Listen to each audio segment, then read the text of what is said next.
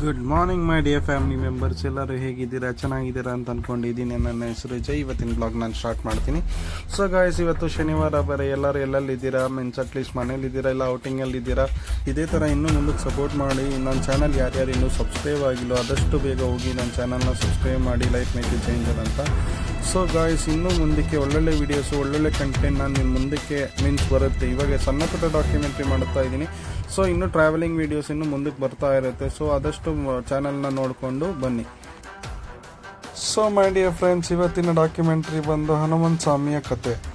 So Hanumantha ಸ್ವಾಮಿ ಹುಟ್ಟಿರೋ ಸ್ಟೋರಿನ ಇಟ್ಕೊಂಡು ಒಂದು documentary ಮಾಡಿದ್ದೀನಿ. ಸೊ ಏನಾದರೂ ಚೇಂಜಸ್ ಇದ್ದರೆ ನನಗೆ ಕಮೆಂಟ್ ಸೆಕ್ಷನಲ್ಲಿ ತಿಳಿಸಿ. ನಾನು ದೊಡ್ಡದಾಗೇನು ಮಾಡ್ತಾಯಿಲ್ಲ, ಸಣ್ಣದಾಗೆ ಮಾಡ್ತಾ ಇರೋದು. ಅದರಲ್ಲಿ ನನಗೇನು ಸೆಕ್ಷನಲ್ಲಿ ನಾನು ಸಿಕ್ಕಿದೆಯೋ ಅದನ್ನು ಇಟ್ಕೊಂಡು ನಾನು ಡಾಕ್ಯುಮೆಂಟ್ರಿ ಮಾಡಿರೋದು. ಸೊ ಗಾಯ್ಸ್, ಹೋಗಿ ವಿಡಿಯೋ ನೋಡ್ಕೊಂಡು ಎಂಜಾಯ್ ಮಾಡ್ಕೊಂಡು ಬನ್ನಿ. Thank you. ಹನುಮಂತನ ಜನ್ಮಕತೆ. ಹನುಮಂತ ಜನ್ಮವೃತ್ತಾಂತ. ಹನುಮಂತನು ಅಂಜನಾದೇವಿ ಮತ್ತು ವಾಯುದೇವನ ಮಗನಾಗಿ ಜನಿಸಿದ್ದಾನೆ. ಒಂದು ಕಾಲದಲ್ಲಿ ಅಂಜನಾದೇವಿ ದೇವಲೋಕದ ಅಪ್ಸರೆಯಾಗಿದ್ದಳು. ಅವಳು ಶಾಪದ ಕಾರಣದಿಂದ ಭೂಮಿಗೆ ಬಂದು ವಾನರಕುಲದಲ್ಲಿ ಹುಟ್ಟಿದ್ದಳು. ಆಕೆ ತಪಸ್ಸು ಮಾಡುತ್ತಿದ್ದಾಗ ಪವನದೇವ, ವಾಯುದೇವ ಆಕೆಯ ಪ್ರಭಾವವನ್ನು ಕಂಡು ಆಶೀರ್ವಾದ ನೀಡಿದನು.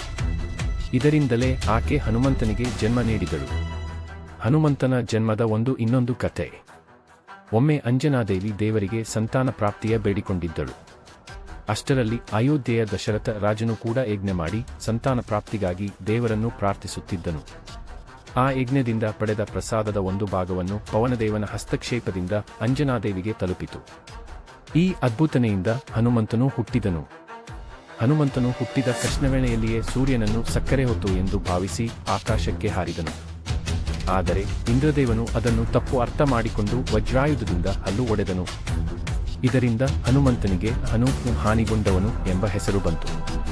ಆದರೆ ವಾಯುದೇವನು ತನ್ನ ಮಗನಿಗೆ ಅನ್ಯಾಯವಾಯಿತು ಎಂದು ಕೋಪಗೊಂಡನು ಮತ್ತು ಗಾಳಿ ಹರಿಯುವುದನ್ನು ನಿಲ್ಲಿಸಿದನು. ಇದರಿಂದ ಜಗತ್ತಿನ ಎಲ್ಲಾ ಜೀವಿಗಳು ತೊಂದರೆ ಅನುಭವಿಸಿತು. ಈ ಪರಿಸ್ಥಿತಿಯನ್ನು ಸರಿಪಡಿಸಲು ದೇವತೆಗಳು ವಾಯುದೇವನನ್ನು ಸಮಾಧಾನಪಡಿಸಿ ಹನುಮಂತನಿಗೆ ಅನೇಕ ವರಗಳನ್ನು ಕೊಟ್ಟರು. ಇದರಿಂದಲೇ ಹನುಮಂತನು ಅಮಿತ ಬಲಶಾಲಿ, ಚತುರ ಮತ್ತು ಅಮರನಾದನು. ಮುಂದೆ ರಾಮಾಯಣದಲ್ಲಿ ಶ್ರೀರಾಮನ ಭಕ್ತನಾಗಿ ಲಂಕೆ ಧ್ವಂಸ ಮಾಡುವಾಗ ಸೀತಾದೇವಿಯನ್ನು ಕಂಡು ರಾವಣನ ವಿರುದ್ಧ ಯುದ್ಧ ಮಾಡುವಲ್ಲಿ ಮಹತ್ವದ ಪಾತ್ರ ವಹಿಸಿದನು. ಹನುಮಂತನ ಜೀವನವು ಭಕ್ತಿ, ಶಕ್ತಿಯ ಹಾಗೂ ಶ್ರದ್ಧೆಯ ಸಂಕೇತವಾಗಿದೆ. ಹನುಮಂತನ ಜನ್ಮಕತೆ. ವಿಸ್ತೃತ ವಿವರಣೆ. ಅಂಜನಾದೇವಿಯ ಶಾಪ ಮತ್ತು ತಪಸ್ಸು. ಹನುಮಂತನ ತಾಯಿ ಅಂಜನಾದೇವಿ ಮೂಲತಃ ಸ್ವರ್ಗದಲ್ಲಿ ವಾಸಿಸುತ್ತಿದ್ದ ಅಪ್ಸರೆಯಾಗಿದ್ದಳು. ಒಮ್ಮೆ ಆಕೆಯು ಅಜ್ಞಾನದಲ್ಲಿ ಒಬ್ಬ ಋಷಿಯನ್ನು ಅಪಮಾನಿಸಿದ್ದಳು. ಕೋಪಗೊಂಡ ಋಷಿಯು ಆಕೆಗೆ ಶಾಪವಿತ್ತನು. ನೀನು ಭೂಮಿಯ ಮೇಲೆ ವಾನರಸ್ತ್ರೀಯಾಗಿ ಜನ್ಮ ತಂದು ಮನುಷ್ಯರಾಗಿ ವಾಸಿಸಬೇಕು. ಈ ಶಾಪದಿಂದ ತಲುಪಿದ ಅಂಜನಾದೇವಿ ಧರ್ಮಪತ್ನಿಯಾಗಿ ವಾನರಕುಲದ ಕಪಿರಾಜ ಕೆಸರಿಯನಿಗೆ ವರವಾಗಿ ದಕ್ಷಿಣ ಭಾರತದಲ್ಲಿ ಇರುವ ಅಂಜನಾದ್ರಿ ಪರ್ವತದಲ್ಲಿ ವಾಸಿಸುತ್ತಿದ್ದಳು. ಅಂಜನಾದೇವಿಯು ಪುನಃ ತನ್ನ ಹಿಂದಿನ ಸ್ವರೂಪವನ್ನು ಪಡೆಯಲು ಶಿವನ ಕಠಿಣ ತಪಸ್ಸು ಮಾಡಿದಳು. ಶಿವನು ಆಕೆಯ ಭಕ್ತಿಯನ್ನು ಕಂಡು, ನೀನು ಮಹಾಪರಾಕ್ರಮಶಾಲಿಯಾದ ಮಗನಿಗೆ ಜನ್ಮ ನೀಡುವೆ. ಅವನು ನನ್ನ ಅಮೃತಾಂಶವನ್ನೇ ಒಳಗೊಂಡಿರುತ್ತಾನೆಯೇ ಎಂದು ಆಶೀರ್ವಾದಿಸಿದನು. ಪವನದೇವನ ಅನುಗ್ರಹ ಮತ್ತು ಹನುಮಂತನ ಜನ್ಮ.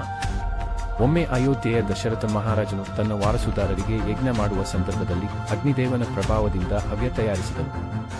ಈ ಹವ್ಯವನ್ನು ಪತ್ನಿಯರಿಗೆ ವಿತರಿಸಿದಾಗ ದೇವತೆಗಳ ಆಶೀರ್ವಾದದಿಂದ ಅವರು ಮಕ್ಕಳನ್ನು ಪಡೆದರು. ಈಗ ಈ ಪ್ರಸಾದದ ಒಂದು ಹಂಚಿಕೆಯು ಪವನದೇವನ ಪ್ರಭಾವದಿಂದ ತಿರುಗಿ ಅಂಜನಾದೇವಿಯ ಕೈಗೆ ತಲುಪಿತು.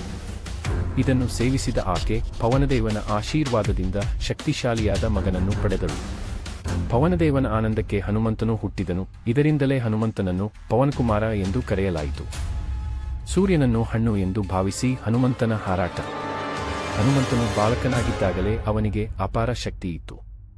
ಒಮ್ಮೆ ಬೆಳಗಿನ ಜಾವ ಸೂರ್ಯೋದಯದ ಸಮಯದಲ್ಲಿ ಅವನು ಆಕಾಶದ ಮೇಲೆ ಚಿತ್ತ ಇಟ್ಟು ನೋಡಿದನು.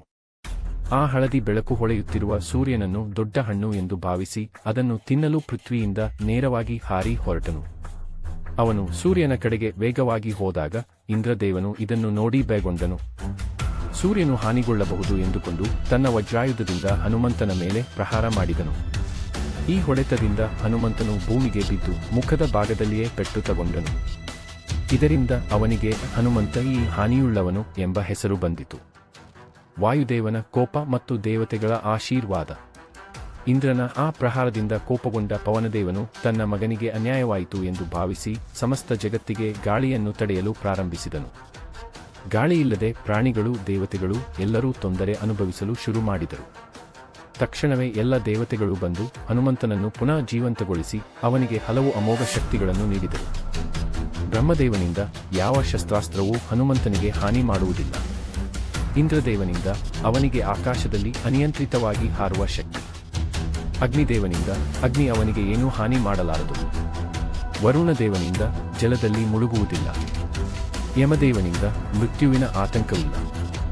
ವಿಶ್ವಕರ್ಮನಿಂದ ಯಾವುದೇ ಶಸ್ತ್ರವು ಅವನನ್ನು ನೋಯಿಸಲಾರದು. ಸೂರ್ಯದೇವನಿಂದ ಅಪಾರ ವಿದ್ಯೆಯನ್ನು ಪಡೆಯುವ ಅವಕಾಶ. ಹನುಮಂತನ ಬಾಲ್ಯ ಮತ್ತು ಶಾಪದಿಂದ ಶಕ್ತಿಹೀನತೆ. ಹನುಮಂತನು ಬಾಲ್ಯದಲ್ಲಿಯೇ ಅತಿಯಾದ ಶಕ್ತಿಯನ್ನು ಹೊಂದಿದ್ದನು. ತನ್ನ ಶಕ್ತಿಯ ಬಗ್ಗೆ ಜಾಗೃತಿಯಿಲ್ಲದೆ ಸತತವಾಗಿ ಋಷಿಮುನಿಗಳನ್ನು, ದೇವತೆಗಳನ್ನು ಕಿರಿಕಿರಿಗಿಸುತ್ತಿದ್ದನು. ಈ ಶಕ್ತಿಯನ್ನು ನಿಯಂತ್ರಿಸಲು ಋಷಿಗಳು ಅವನಿಗೆ, ನೀನು ನಿನ್ನ ಶಕ್ತಿಯನ್ನು ಮರೆಯುವೆ, ಆದರೆ ನಿನ್ನ ಭಕ್ತಿಯು ಅದನ್ನು ಮರುಸ್ಮರಣೆಯ ಮಾಡುತ್ತದೆ ಎಂದು ಶಾಪವಿತ್ತರು.